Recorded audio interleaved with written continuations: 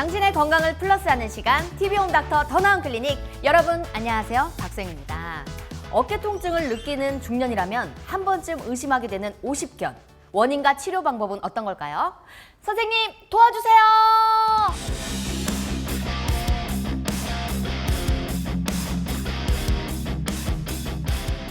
선생님, 이렇게 또 나와주셨습니다. 안녕하세요. 이제 정말 궁금한 게 있습니다. 오늘의 주제가 오십견이잖아요. 오십견은 정말 50대 환자가 정말 많을까요? 가장 많다고 알려져 있습니다. 그래서 오십견인 걸까요? 예, 그렇게 알려져 있고요. 예.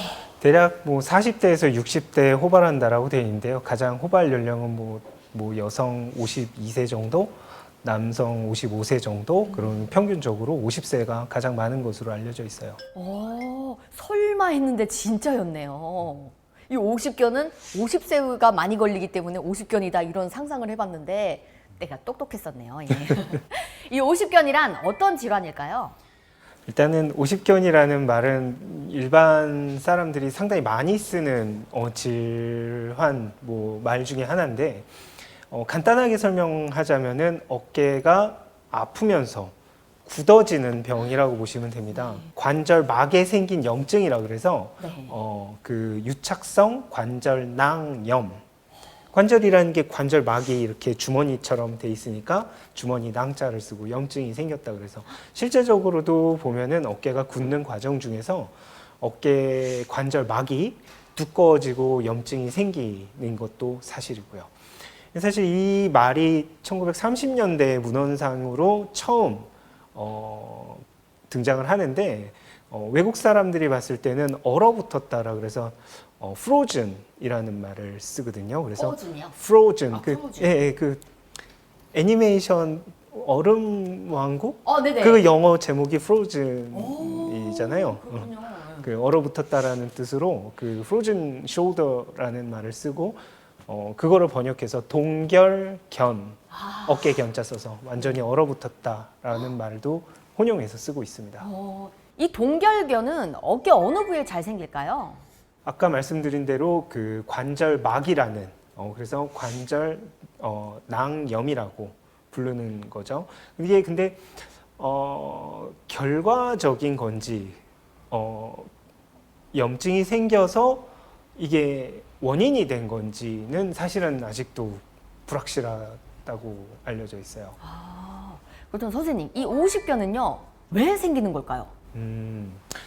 오십견이 왜 생기는지를 많은 분들이 궁금해 하는데 이거를 딱 한마디로 말하면 잘 모른다가 정답이에요. 왜 이게 아직까지도 밝혀지지 않았느냐를 저희들이 보려면은 좀 오십견에 대한 역사를 좀 아셔야 될 것 같은데 이게 상당히 오래 전부터 통용됐단 말이죠. 이게 문헌상으로 1930년대 그러면서 40년대에 동결견, frozen이라는 말을 쓰기 시작했고 그때는 이 병을 정의를 하는 게 아까 제가 처음 말씀드렸다시피 어깨가 아프면서 굳었다. 그런 환자들이 엄청 많더라는 거죠. 그래서 이 사람들을 다 frozen이라고 동결견이라고 부르기 시작을 했는데 나중에 과학이 밝혀지면서부터는 다른 어깨 질환들이 되게 많이 발견이 되잖아요. 분류 과정들이 생기고 근데 어깨에 어떤 질환이든 통증을 일으키는 대부분의 질환들이 결국에는 어깨를 굳게 하고 결국에는 어깨를 아프게 하는 질환이라는 거죠. 그래서 이게 동결견이라는 오십견이라는 거를 증상으로 이해하자라는 사람들이 생기고요.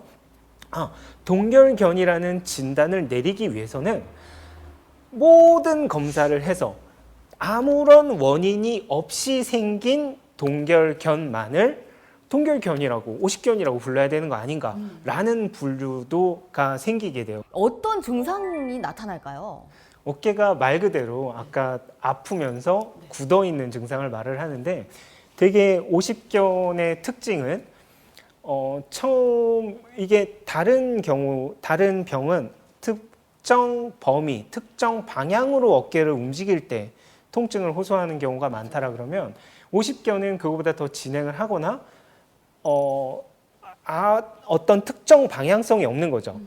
모든 방향에서 대부분 어깨가 굳어 있어서 어깨 관절 자체가 움직이지 않으면 어깨 관절을 받치고 있는 견갑골을 대신 움직이거든요.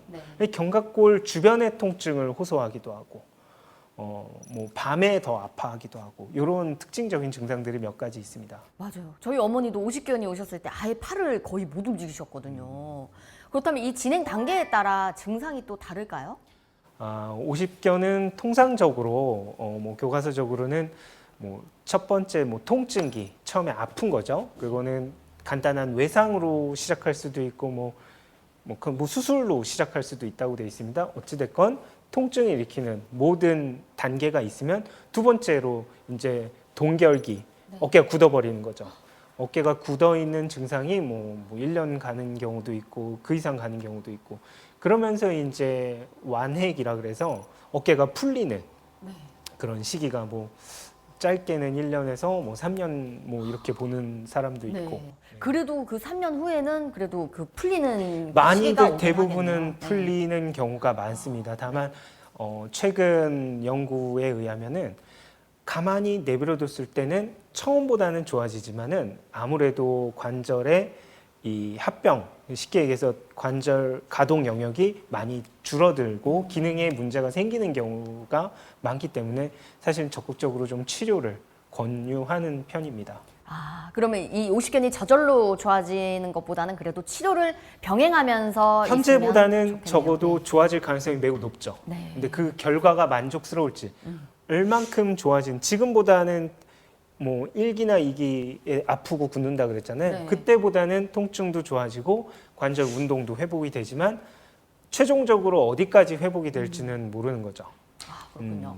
그렇다면 이 진단을 내려지는 게 조금 어떤 방식으로 될까요? 대개는 네. 50견을 아주 좁은 의미로 본다면 네. 원인이 없이 발생한 그거를 저희들이 1차성이라는 말을 하거든요.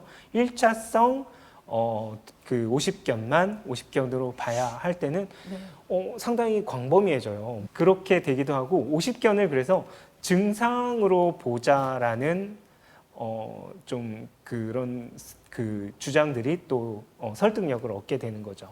이 사람이 어떤 병이 있건 50견이 같이 있다. 그럴 때는 50견은 증상으로서 그 증상을 해결해 주는 것, 그 증상을 도와주는 것만으로 환자들이 이 삶의 질이 매우 높아지니까 그런 식으로 접근하시는 게 좋을 것 같습니다.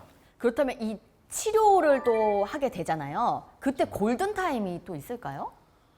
50견 자체의 골든 타임이라고 하기는 어려울 것 같고요. 50견 치료의 뭐 저희들이 골든 스탠다드라 그럴까? 일단은 너무 아파할 때는 오히려 움직임을 제한을 해주는 게 차라리 낫습니다. 오히려요? 그때 너무 무리하게 움직임을 한다든지 그럼 통증이랑 염증이 과도하게 있을 때 아픈 거를 눈물 나게 참으면서 하면은 오히려 더 염증이 더 심해지는 경우가 많거든요. 너무 많이 아플 때는 통증 완화를 시켜주는 쪽으로 집중을 하게 되고요. 이 좀 통증이 좀 가라앉고 좀 잠도 좀 오고 그럴 때가 되면은 이제 어깨 관절 운동 범위를 회복시키려고 저희들이 여러 가지 노력들을 합니다. 기본적으로는 사실은 스트레칭이에요. 50견을 예방하는 방법도 50견을 치료하는 것도 스트레칭입니다.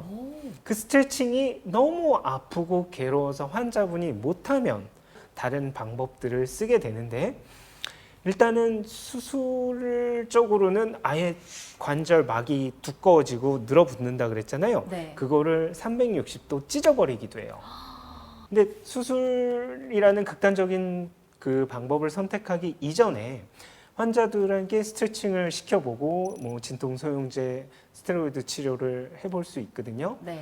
그런 식으로 해도 호전이 잘 안 되면 수술로 가기 전에 저희들이 뭐 도수 조작술이라 그래서 잠깐 마취를 시켜놓고 안 아프게 한 다음에 저희들이 강제로 물리적으로 네. 이렇게 관절막을 어느 정도 일정 부분 올려주시는 뜯어주는 거죠. 네. 그런 방법을 쓰거나 뭐 핌스라는 방법으로 특수 침이 있어요. 네. 그거를 방사선을 봐가면서 주요 부위에 유착을 뜯어주는 거죠. 그런 방법을 쓰기도 하고 뭐 관절막을 물리적으로 생리식염수 같은 거를 좀 많이 싸줘서 압력을 확 높여주면 네. 관절막이 좀 늘어나는 효과가 있거든요. 네. 그러면서 환자들에게 또 시킨 그 스트레칭을 네. 시키는 방법들을 저희들이 쓰고 있습니다. 선생님, 이쯤 되니까 스트레칭의 도움이 정말 절실하게 느껴지는데 어떤 스트레칭이 도움이 될까요? 또 어깨를 과하게 움직여도 안 될 것 같아서. 네. 이게 범위가 임상적으로 보다 보면 스트레칭이 매우 중요합니다라고 환자들에게 설명을 하면 환자들이 잘 못하는 이유가 첫 번째로 아파서예요. 그렇죠. 너무 아파서 못하거든요. 그리고 아픈 거를 강제적으로 한번 해버리면 그 참을 수 없는 고통이 다시 밀려온단 말이죠. 그래서 꾸준히 스트레칭을 조금씩 늘려간다라는 생각으로 해주시는 게 가장 좋아요. 네. 오늘 한 거보다 내일이 조금 더 되게. 네. 그러려면은 자주 해줘야 되겠죠. 그쵸. 그리고 아픈 거를 사실은 어느 정도 참고 해야 돼요. 근데 어느 정도 참아야 될지 모르잖아요. 그렇죠. 그래서 대부분은 어제 너무 많이 해서 오늘 아파서 움직일 수조차 없다. 네. 그거는 어제 너무 많이 한 거예요. 진도를 너무 빨리 나간 거예요. 네. 그래서 그 범위를 조금씩 늘려나간다. 내 관절 범위를 생각하시면 되고요. 어깨 스트레칭의 가장 기본적인 거는 수동적 움직임이에요.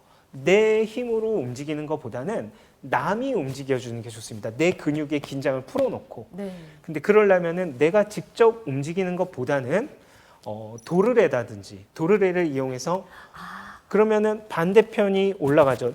동력은 반대편 손으로 될 수 있고 두 번째는 막대기를 이용해도 좋아요. 막대기를 잡고 반대편으로 밀어버리는 거죠. 앞으로도 올리고 옆으로도 올릴 수 있고요. 누워서 중력을 이용할 수도 있습니다. 중력을 자, 누워서 팔을 뻗으면 네. 중력이 작용하지 않지만 뒤로 살짝 갈수록 어때요? 오, 중력이. 내 팔 무게에 의해서 네. 늘어나는 힘이 작용하죠. 네. 이런 식으로 서서히 늘려가는 거를 추천드리고요. 또 하나 추천드리는 운동은 요 모든 동작을 사우나나 네. 뜨끈한 목욕탕에서 하는 거예요. 네. 관절 늘어붙은 관절막이 팽창되면서 사실은 얇아져요. 오, 얇아지면은 그거를 찢기가 조금 더 수월하겠네요. 풀기가 훨씬 수월하게 풀리는 경향이 있어요. 사우나 꿀팁 너무 감사합니다.